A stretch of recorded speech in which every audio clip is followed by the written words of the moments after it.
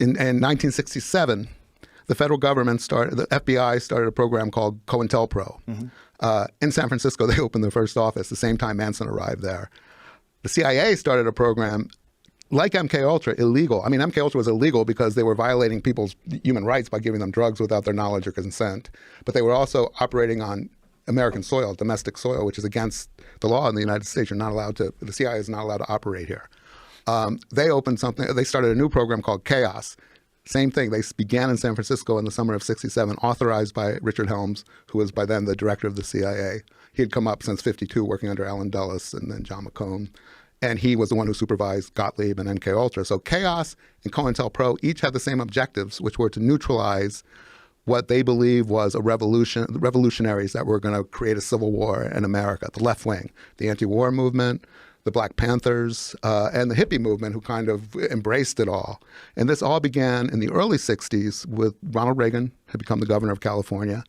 And J. Edgar Hoover was convinced that the free speech movement, which began in the early 60s in Berkeley, had been infiltrated by communists from Russia and China, and they were trying to create divisiveness within the United States to start a revolution.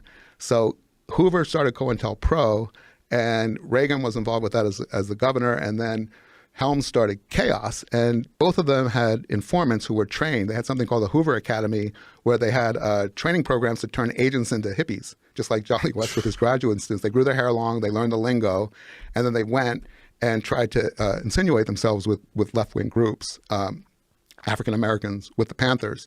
COINTELPRO would pit rival groups against each other, and the ultimate goal was to get them to kill each other. And COINTELPRO was exposed in 1972, one or two, after a bunch of kind of radical people raided a warehouse in Pennsylvania, where they knew, immediate Pennsylvania, not far from where I was raised, where they knew that the FBI stored records. And then they released it to the public, and it was the record of this operation.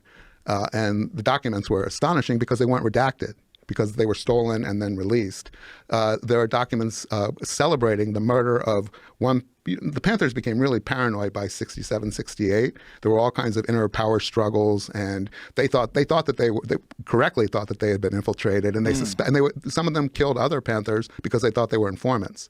But they also had a rivalry with different groups, like in Los Angeles, the U.S. Slaves, which was a militant group, and the COINTELPRO operatives would let the U.S. slaves think they were about to be attacked by the Panthers and vice versa, and then there'd be a shootout. And when COINTELPRO was exposed in the 70s and resulted in more hearings, investigations, they admitted to being responsible for instigating, I think, 20 or 30 killings by their operatives.